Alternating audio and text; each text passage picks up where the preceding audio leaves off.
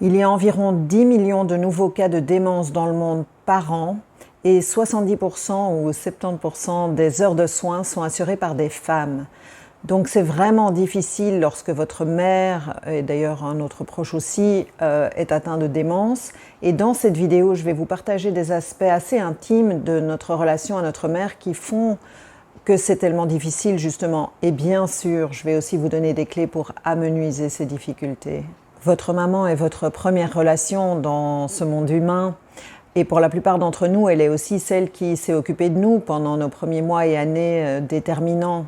Donc elle est un point de référence pour nous, et que votre relation avec elle ait été bonne ou mauvaise avant la démence, le fait qu'elle perde sa connexion à la réalité telle que nous la comprenons sera peut-être une des périodes les plus difficiles de votre vie. Imaginez un arbre avec son système racinaire. Si son système racinaire principal commence à pourrir, ça va imposer un stress énorme sur cet arbre. Alors bien sûr, en tant qu'humain, on a tissé d'autres systèmes de soutien que notre mère. On a en principe de nombreuses relations, donc c'est pas tout à fait la même chose, mais je suppose que vous voyez ce que je veux dire. Je vois beaucoup de personnes en thérapie qui ont des difficultés qu'on peut finalement retracer avec leur relation avec leur mère. Et donc parvenir à être en paix avec la mère qu'on a eue, que vous avez eue, quelle qu'était la qualité de la relation en fait partie des choses les plus importantes que vous pourrez faire. J'ai fait une conférence TEDx intitulée « Comment pardonner à ma mère a radicalement changé ma vie ». Dans cette conférence, je parle de comment j'ai trouvé la paix avec ma mère, malgré un début assez difficile. La conférence commence avec une scène où j'avais 10 ans. Je venais de me disputer avec ma maman et j'avais couru dans ma chambre et je sanglotais dans mon lit. Mes deux parents m'avaient suivi, s'étaient assis sur mon lit, mon père plus près de moi, ma mère derrière. Et mon père me regardait d'un air soucieux, ma mère, elle, avait un air un peu hébété. Et mon père m'a demandé « Qu'est-ce qui se passe ?» Et à travers mes sanglots, je lui ai répondu « Ma maman ne me comprend pas ». Mettez-moi TEDx dans les commentaires si vous voulez que je vous donne le lien pour regarder la conférence en entier. Elle dure 11 minutes.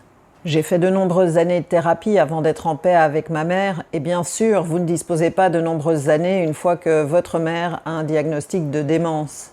Mais ça reste important de trouver autant de paix que possible avec la mère que vous avez eue. Ça vous aidera aussi à faire face à la démence.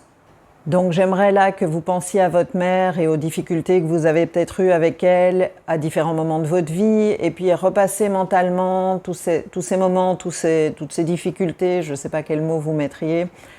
Et puis vous pouvez faire un tri en fait et de voir en repensant à toutes ces choses. Il y en a peut-être certaines qui sont finalement pas si graves, que vous êtes prêt à lâcher directement comme ça. Et regardez avec ce qui vous reste, enfin ce qui est plus difficile à lâcher.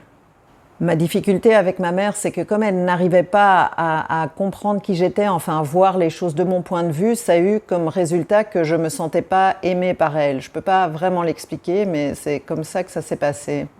Et vous avez des difficultés qui sont encore actives avec votre mère? Cliquez sur like si c'est le cas pour vous, pour que je sache que j'avance dans une direction qui est utile pour vous. Les problèmes non résolus avec votre mère peuvent rendre sa démence encore pire pour vous, parce que la démence va rendre les conversations de plus en plus difficiles, et donc là apparaît une énorme possibilité de regret.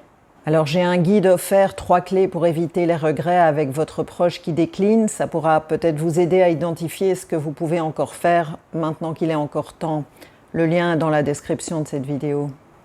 Si vous n'avez aucun problème non réglé avec votre mère, alors bravo, c'est pas si courant. Mais dans ce cas, le problème qui va apparaître, c'est la perte de la relation avec cette mère, avec votre premier lien avec le monde humain, et que vous allez perdre la relation à travers cette démence. Et ça, c'est déjà un enjeu assez majeur. Et la manière dont ça se passera, c'est très personnel, parce que vous avez toutes et tous des relations différentes avec votre mère, parce que c'est votre mère et c'est vous. Mais parce que la relation avec notre mère est tellement fondamentale, la perdre de la manière dont la démence nous l'impose nécessitera probablement du soutien. Et c'est pour ça que j'ai pris le temps d'identifier les 2 domaines principaux de soutien pour les aidants de personnes en proie avec la démence, et je vais vous les révéler dans la prochaine vidéo. Donc cliquez sur l'image qui est sur votre écran et on se retrouve là-bas.